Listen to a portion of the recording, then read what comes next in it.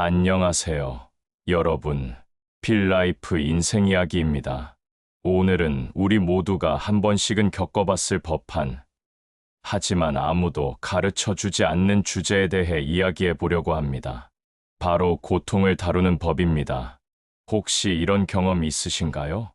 믿었던 사람에게 배신당했을 때, 공개적으로 모욕을 당했을 때, 갑작스러운 이별을 경험했을 때, 꿈꿔왔던 일이 좌절되었을 때, 그 순간 마치 시간이 멈춘 것 같았고, 온 세상이 무너지는 것 같았죠.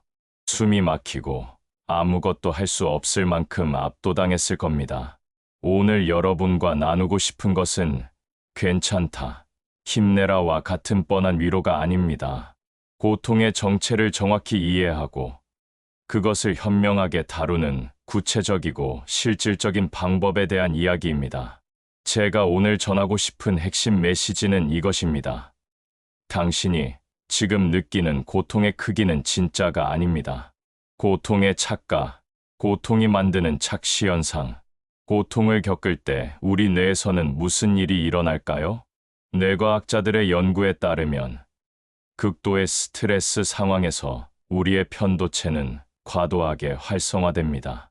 이때 편도체는 마치 화재 경보기처럼 위험을 외치며 전체 시스템을 장악해버립니다. 그 결과 우리는 현실을 왜곡해서 받아들이게 됩니다. 마치 돋보기로 개미를 보면 거대한 괴물처럼 보이는 것과 같습니다. 고통이 우리의 전체 시야를 가려버리는 것이죠. 지금 영혼이라는 착각, 심리학에서 이를 감정적 추론의 오류라고 부릅니다. 지금 이렇게 아프니까 앞으로도 계속 아플 것이다 라고 결론 내리는 것입니다. 실제 연구 사례를 하나 들어보겠습니다. 하버드 대학의 댄 길버트 교수는 복권 당첨자와 사고로 하반신 마비가 된 사람들의 행복도를 1년 후 추적 조사했습니다. 놀랍게도 1년 후 두 그룹의 행복도는 거의 비슷했습니다. 이것이 의미하는 바는 무엇일까요? 인간은 극단적인 상황에도 적응하는 놀라운 능력이 있다는 것입니다. 지금의 고통이 영원할 것 같지만 실제로는 그렇지 않다는 뜻입니다. 논리와 언어가 무력해지는 이유, 그냥 긍정적으로 생각해라는 조언이 왜 도움이 안 될까요? 감정적 충격을 받으면 우리의 이성적 사고를 담당하는 전전두피질 기능이 현저히 떨어집니다. 마치 컴퓨터가 바이러스에 감염되어 제대로 작동하지 않는 것과 같습니다. 이때 논리적으로 생각해봐라고 하는 것은 고장난 컴퓨터에게 제대로 계산해봐라고 하는 것과 같습니다. 불가능한 일이죠. 그렇다면 이런 상태는 언제까지 계속될까요? 다행히 이것도 일시적입니다. 보통 24에서 72시간 내에 뇌의 기능은 서서히 정상화되기 시작합니다. 고통의 증폭 메커니즘, 부정적 반응의 과학적 분석. 고통 자체보다 더 큰 문제는 고통에 대한 우리의 반응입니다. 이를 심리학에서는 2차적 고통이라고 부릅니다. 예를 들어보겠습니다. 직장에서 상사에게 모욕을 당했다고 해봅시다. 1차 고통, 그 순간의 당황감과 모멸감. 2차 고통, 왜 나만 이런 일이? 내가 무능해서 그런가? 다른 사람들이 어떻게 생각할까? 연구에 따르면 우리가 실제로 겪는 고통의 80%는 이런 2차적 고통입니다. 원래 사건보다 그에 대한 우리의 해석과 반응이 훨씬 큰 상처를 주는 것이죠. 반추의 더 생각의 무한반복. 심리학자 수잔 놀레눅세마의 연구에 따르면 부정적인 사건을 반복해서 떠올리는 반추 루미네이션은 우울증의 가장 강력한 예측 인자 중 하나입니다. 반추가 위험한 이유. 기억 왜곡 같은 사건을 반복해서 떠올리면 기억이 점점 더 부정적으로 왜곡됩니다. 감정 증폭, 매번 떠올릴 때마다 부정적 감정이 더욱 강화됩니다. 해결책이 차단되면서 문제 해결보다는 문제 자체에만 몰두하게 됩니다. 모욕과 악의의 심리적 타격. 왜 언어적 폭력이 이렇게 강력한 힘을 가질까요? 인류학적 관점에서 보면 인간은 수만 년간 집단 생활을 해왔습니다. 집단에서 배제되는 것은 곧 죽음을 의미했죠. 따라서 우리의 뇌는 사회적 거부를 실제 생명의 위협으로 인식하도록 진화했습니다. UCLA의 아이젠버거 교수 연구팀이 fMRI로 뇌를 스캔한 결과 사회적 거부를 당할 때 활성화되는 뇌 영역은 물리적 고통을 느낄 때와 거의 동일했습니다. 즉, 마음이 아프다는 표현은 실제로 과학적 근거가 있는 것입니다. 고통 증폭의 구체적 패턴들, 실제로 고통을 증폭시키는 사고 패턴들을 살펴보겠습니다. 전체화. 이번 프레젠테이션이 망했으니까 내 경력은 끝났어. 개인화, 팀 프로젝트가 실패한 건 모두 내 탓이야. 영속화. 나는 평생 이런 실수만 하는 사람이야. 파국화. 이 정도 실수는 회복 불가능해. 이런 패턴들을 인식하는 것만으로도 고통을 상당히 줄일 수 있습니다. 시간이 가져오는 치유의 과학, 뇌의 자연스러운 회복 메커니즘. 시간이 약이다라는 말이 단순한 위로가 아닌 과학적 사실인 이유를 설명해 드리겠습니다. 뇌과학 연구에 따르면 트라우마나 강한 스트레스를 받으면 뇌에서 다음과 같은 변화가 일어납니다. 1단계 제로에서 24시간 편도체 과활성화, 스트레스 호르몬 코르티솔, 아드레날린 대량 분비, 이성적 사고 능력 현저히 저하, 감정 조절 능력 마비. 2단계 1에서 7일까지 적응 반응 시작, 스트레스 호르몬 수치 서서히 정상화, 전전두피질 기능 부분적 회복, 새로운 신경 연결 형성 시작. 3단계 1주에서 1개월까지 재조직화, 해마에서 기억 재구성 과정, 사건에 대한 새로운 의미 부여, 감정적 반응성 감소. 이 과정은 우리가 의식적으로 노력하지 않아도 자동으로 일어나는 뇌의 자연스러운 치유 능력입니다. 기억의 재구성 과정. 흥미로운 사실 하나를 말씀드리겠습니다. 우리가 어떤 기억을 떠올릴 때마다 그 기억은 조금씩 바뀝니다. 이를 기억 재고정화라고 합니다. 처음에는 내가 완전히 망신당했어 라고 기억하던 사건이 시간이 지나면서 힘들었지만 견딜만 했어. 나중에는 그때 그 일로 더 강해졌어로 바뀔 수 있습니다. 이것은 망각이나 자기 기만이 아닙니다. 뇌가 새로운 경험과 지식을 통해 과거 사건을 더 균형 잡힌 시각으로 재해석하는 건전한 과정입니다. 시간의 객관적 치유 효과. 20년간 추적하여 실험한 워싱턴 대학의 종단 연구에서 다음과 같은 결과가 나왔습니다. 6개월 후 참가자의 60%가 여전히 큰 고통이라고 응답. 2년 후 30%가 때때로 생각나지만 견딜만함. 5년 후 15%가 가끔 떠오르지만 큰 영향 없음. 10년 후 5%만이 여전히 영향을 받고 있음. 물론 개인차는 있지만 대부분의 경우 시간이 지나면서 고통의 강도는 확실히 줄어듭니다. 시간 관점 치료법의 활용.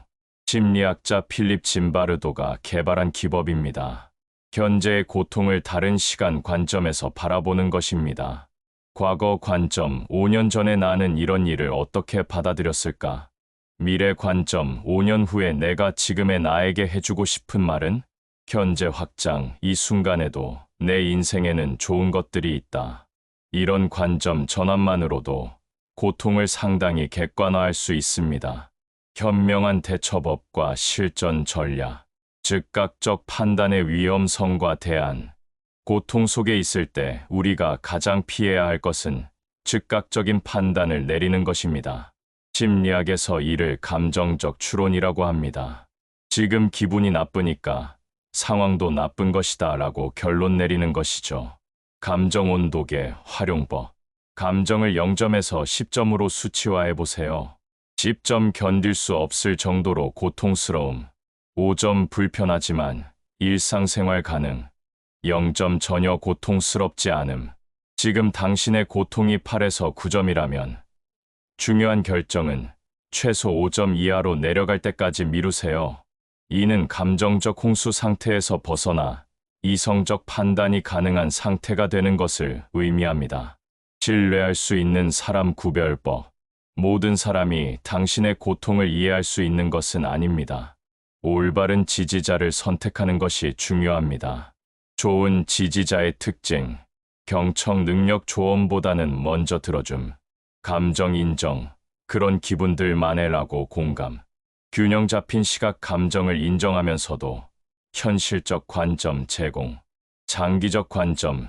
지금은 힘들겠지만 이것도 지나갈 거야. 피해야 할 사람들.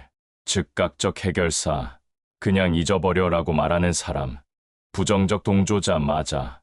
세상은 정말 불공평해라며 더 부정적으로 만드는 사람. 비교광 나는 더 힘든 일도 겪었는데 라며 고통을 폄하하는 사람. 감정 대해결책, 구분 전략. 두려움이나 고통이 찾아왔을 때 사용할 수 있는 구체적인 방법들. 333 기법.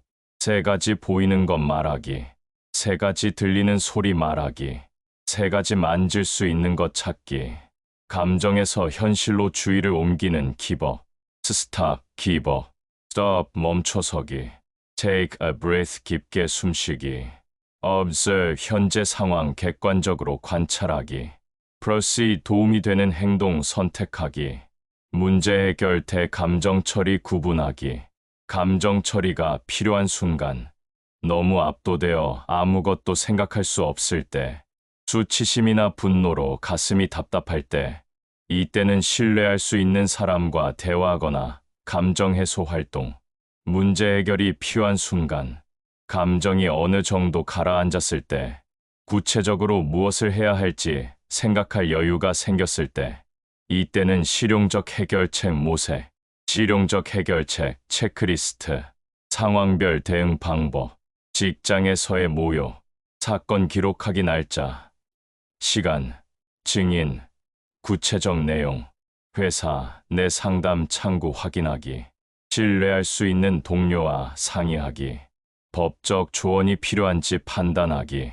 이력서 업데이트 및 향후 계획 수립. 인간관계에서의 배신. 감정 처리를 위한 안전한 공간 확보. 관계 지속 여부 신중히 판단. 경계선 설정 방법 계획. 새로운 사회적 네트워크 구축. 전문가 상담 고려. 목표. 좌절시. 실패 원인 객관적 분석. 수정 가능한 부분과 불가능한 부분 구분. 대안 계획 수립. 새로운 기술이나 지식 습득 계획. 멘토나 전문가 도움 요청. 두려움을 다루는 법. 감정이 아닌 해결책에 집중하기.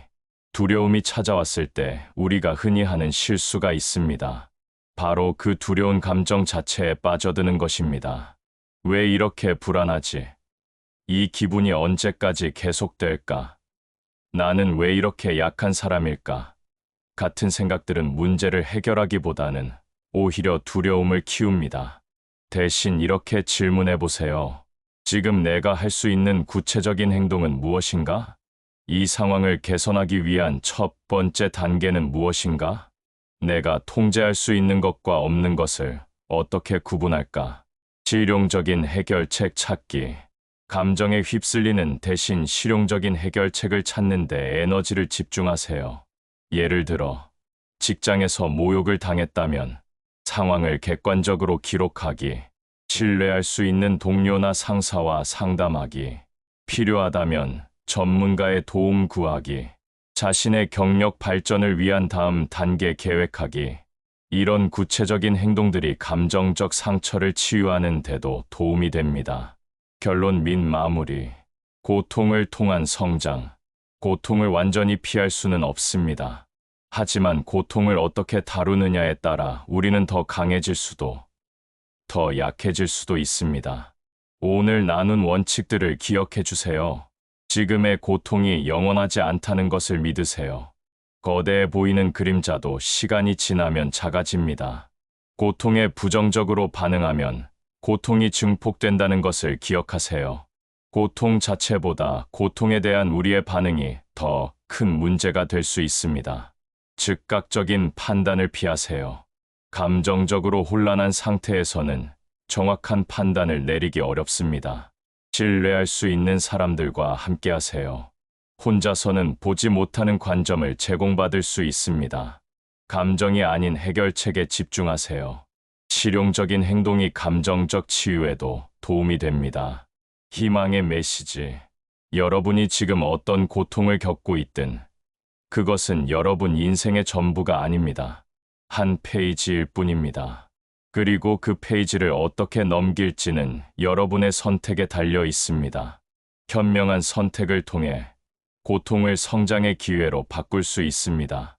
시간은 정말로 많은 것을 치유해 줍니다.